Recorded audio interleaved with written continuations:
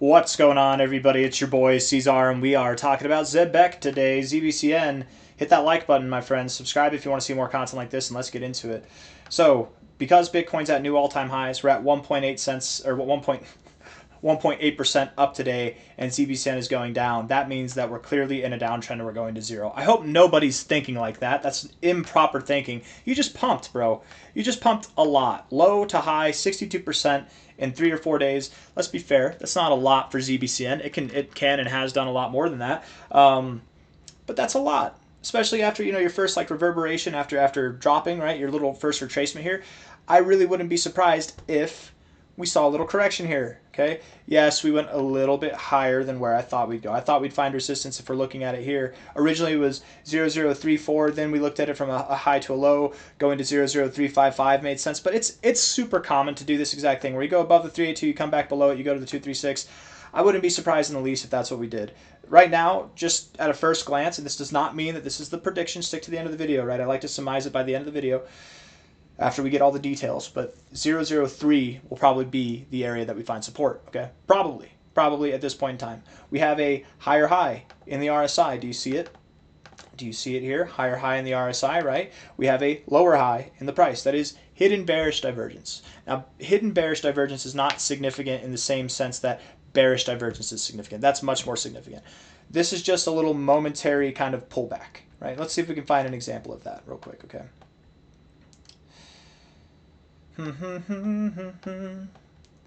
Let's see. So right here, right?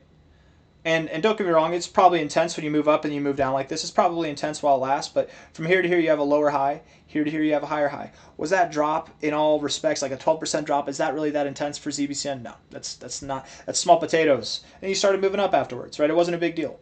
Now, are you going to move down like this? Is that what I'm saying? No, that's not what I'm saying. I mean, maybe it's worse, but probably not. Just something small in reference to the overall uptrend that is building right now. All right, that's all I'm trying to exemplify with that there.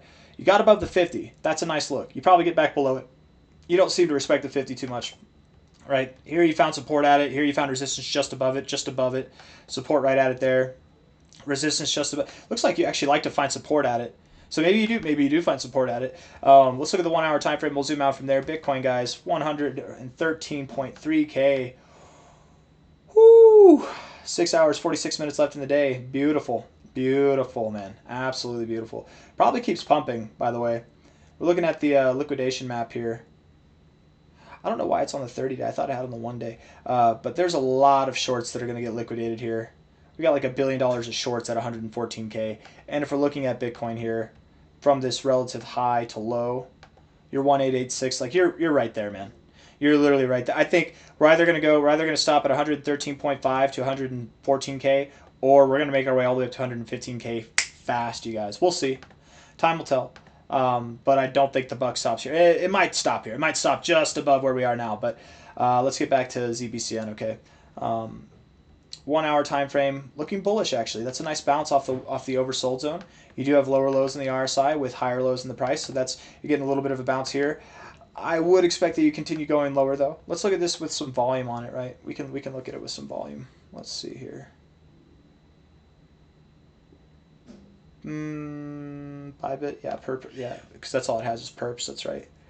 Moving down with a little bit of volume, moving back up with volume. I still think you do go a little bit lower, but that's a nice little bounce. Finding resistance at prior areas of support makes sense to me. 4 hour time frame.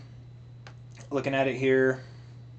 Yeah, you were overbought. Now you're not. You have hidden bullish divergence here as well, so you probably do close this up a little bit. Maybe you go slightly higher. Maybe you do, and you get some bearish divergence, and then you come down. But I would expect some kind of return to that 0.03 area. That's where that relative 236 is. From a low to a high here, 0.031 right there, 0.031 to 0.029. That's a good target area to have. Could you go lower? Sure. And if you do go lower than 0.003, if you go down to like 0.026, 27, that's okay. It's really not a big deal. Do that. You're fine. 4 hour RSI looks immaculate.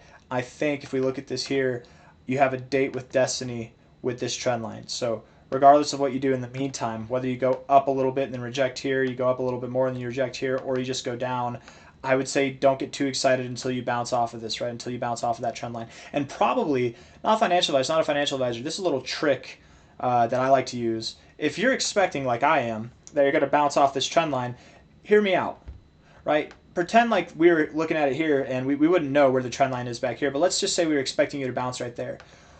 I would bet on this candle there's a wick that is lower than the close, okay? It's a red candle, but there's a wick that's lower than the close. That means at some point the RSI is actually below where this trend line is, okay? And if you look here, look at that. Not even just on this candle, but on the next candle, you actually had a wick below. So if you tried to buy below the trend line, does that make sense? Right? Wherever the price will be, I don't have the formula out. I don't know what the calculation would be exactly for this, but if we were to wick and you see that the price is low enough where the RSI is actually below this trend line, but we're on the 4-hour time frame, there's still like 3 hours left, an hour and a half left, it might have enough time to come back up and leave a wick behind. I would anticipate that, right? Like let's say the price is low enough to where it's below the trend line, but then there's 3 hours left in that 4-hour candle that comes back up and you close right here. Now you're actually bouncing right off of it. This little blemish below doesn't matter, right? So just a thought, buy below the trend line. Count on it to bounce. Not financial advice, not a financial advisor. Do whatever you want, buy or sell or do whatever the hell you want, but I don't think we're in a good time to sell, right? Anybody and everybody. I had a person ask me yesterday about, okay, so ZBCN moved up. Do you think we're at a good point for me to take profits and then buy back in? I think that's a terrible idea. Not financial advice, not a financial advisor. If you're trying to trade this thing, yes, okay, probably this is a good area, and even a little bit higher maybe might be a good area to find some kind of resistance where you sell and you can buy back as it reverts back down. Maybe. But that maybe kind of sucks, right? Because maybe you get a chance to buy back down here. Maybe. And I would expect that personally. And even if I was expecting that, if my life savings was in this thing, I wouldn't be trading it. Because maybe you do go down there. But definitely you will see new all-time highs. Not financial advice, not a financial advisor, but it helps to put things in perspective. Maybe you get a drop. And if you're a cookie cutter perfectionist, maybe you get a 13% drop and you can capitalize on that. But absolutely, you got 185% coming. Absolutely, you've got 445% coming. Absolutely, you've got prices that are higher than that coming. Who cares about a 13% drop? This is not the time to be cute, right? The time to be cute was over here. It was all these DCA moments, right? All the cuties left. They got all upset because the price actually... Some of you actually came around and owned that you were loud at the top and you humbled yourselves, and I really appreciate that. I've been there too, man, and that happens, and it's important. The people that did that understand that now, whenever that happens again, whether I'm here or not, to tell you, okay, we've got bearish, things are probably going to go down, you might actually just remember the euphoric, can't be beat kind of moment and think, you know what, maybe it's time to take a little bit of profits. The price is moving up, the volume is dying down, we were very robust, now it's moving slower, and even if you don't time it properly, right, like I certainly didn't. Back here, again, I'm not Mr. Perfect. Back here, we were calling for the price to go to this exact area. And then the next day with that bearish engulfing candle, I got scared. I'm like, all right, that was it. We're done. And it took some time, but even if you sold the low here and you waited, you trusted the process, you still sold at a relatively good time. Even if you sold the low there, you guys, we timed that low. We didn't time the high perfectly. It did go to the area we were expecting it to go to some degree, but even if you didn't time the high perfectly, we timed the low pretty perfectly. And I mean, let's be fair though. Let's be fair. I actually called for it to go to 2.9 cents. So it would have, if I had my buy order set, and knowing me, I would have had my buy order set. I would have been at 26. We didn't time it perfectly, but that's the whole point. You don't care, right? Imagine that you're the person who sold right here, and then you bought right here, and now the price is here. You don't care. You're doing great. And now you can just hold. You have extra cash, extra capital, extra ZBCNs because of it, and now you're on the up and up, right? Not financial advice, not a financial advisor. Last time I'll say that in this video, I swear. But oftentimes, where I say it's time to sell or where I say it's time to buy, the price goes a little bit through that. So if I'm ever saying here's the top, wait a day or two. If I ever say here's the bottom, wait a day or two. It's called the C-Zar special. But that doesn't mean that we're not near the bottom, right? These indicators, I like to jump the gun because instead of trying to time this exact low and being cute, I'd rather just get in. I don't care. I'll sit through the pain. That's my style because I've been that person, that perfectionist, that cookie cutter mentality where I'm trying to time the lows, the highs perfectly. And I promise you, you're much more likely to miss the lows and miss the highs if you try to time it perfectly than if you just get in and you sit through the pain for a little bit. That's just, at least that's how it is for me. So that's why I do it that way. Not everybody's the same way. Some people are perfectionists and they get it done right most of the time. They don't catch every single pump, they don't catch every single dump, but they get it right most of the time, and that's good enough for them. If I try to be a perfectionist, I don't catch it most of the time. So I just generalize. Generally speaking, this is a very nice move up. That's the exact type of reaction you want to have. You couldn't even get to your prior areas of resistance. You're so damn bullish. There's not enough selling pressure. You saw the signs beforehand. That was a dead giveaway that we were about to rip, and rip we did.